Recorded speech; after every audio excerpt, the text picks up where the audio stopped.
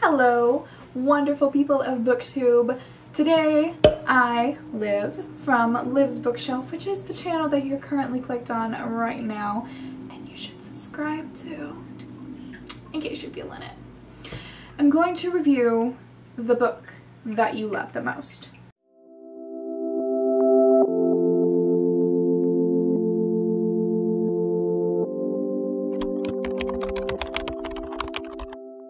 So get ready, buckle up, because today we are discussing A Court of Thorns and Roses by Sarah J. Maas.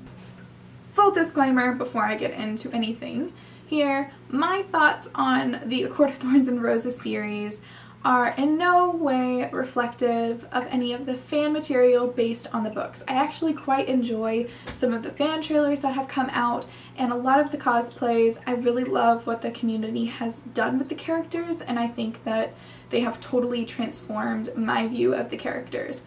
This is a review on the books though. So this is a book by Sarah J. Maas, and if you guys don't know, for a good year and a half, she was actually one of my favorite authors. I loved the Throne of Glass series. I was totally on that train when it came out. I was like, yeah, Throne of Glass. I started reading it about the time Heir of Fire came out, and shortly after I think Queen of Shadows was published, this came out, and I was like, catch me hopping on the Sarah J. Maas train and then riding it through to the next county because I am here for it.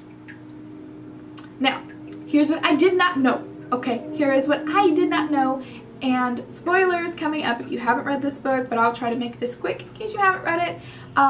Go read it and then come back, because there are so many people that actually did love this book and this book series, and I don't want to spoil it for you on the off chance that you do enjoy this. So you have been warned. Now from here on out, we're gonna get to spoiling and raging and ranting and just the whole 9 yards with 5 things that I hate about the series. Feyre. And I honest to God believe that if Feyre was not a main character in this series, or the main character for that matter, if she was just like a side character or even just non-existent, I think that I could actually love this series. The writing isn't bad necessarily. It's just the lens from which we view this world is cringe. It's bad.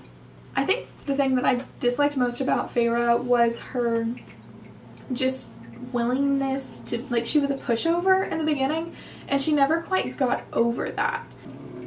Number 2 thing that I really just couldn't stand about this book and this series in particular was the overwhelming feminist themes in the series. And when I say that, I don't mean that I hate girl power or that I hate feminism or that I none of that.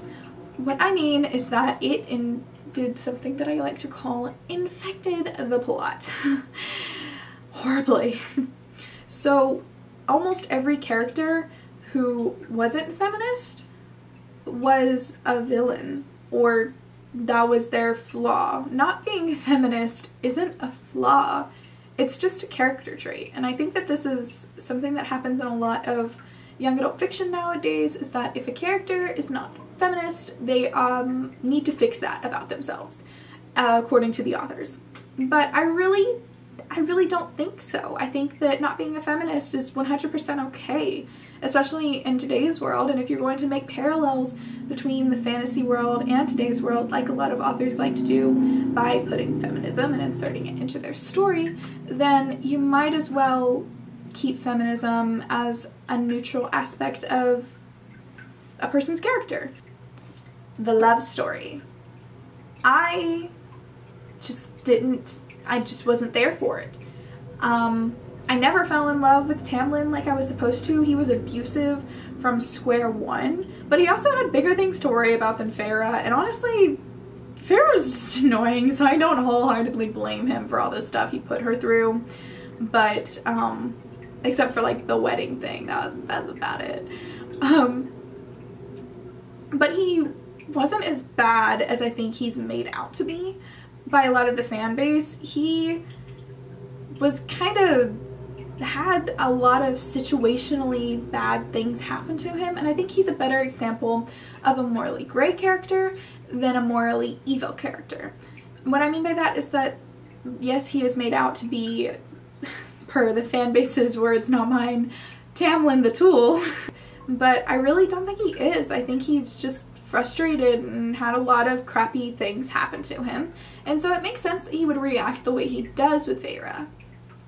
Maybe not to those extremes, but a lot of it does make sense. I'm also very confused with this love story with Rhysand, because Rhysand was just held as a sexual prisoner for a good chunk of his life. His family was murdered, and he hasn't seen his friends or his cousins, his remaining relatives, in years. He hasn't seen his kingdom in years. And all of a sudden he can just come out of it almost completely unscathed and fall in love with Feyre? It doesn't make sense for him to really be emotionally available. Number 5, reason why I just do not like this book. So I would love to have seen literally any other character be put through the ringer, because I don't think she does that justice. I think Morgan does more justice to the I was treated badly as a child kind of thing than Feyre does, which is odd, all things considered, because we've been with Feyre for longer than we've been with Morgan. So I think it's weird that that kind of hits home a little better. But I would love to see Amren and Morgan and Lucien and Azriel, Cassian. I would love to have seen them really brought to their weakest points, because I think they were much stronger characters than Feyre ever was. That has been my review of A Court of Thorns and Roses. If you liked that, then go ahead and hit the subscribe button down below. And maybe if you're feeling a little bit of energized, you can also hit the bell icon to get more content from me every single Friday, because that is when I post. For my next few premieres, I will be giving away presets from my preset shop, Presets by Liv, to the first few people who get to those premieres and leave a comment. So be sure that you are there so I can give you some free stuff. And that's all. See you guys next time.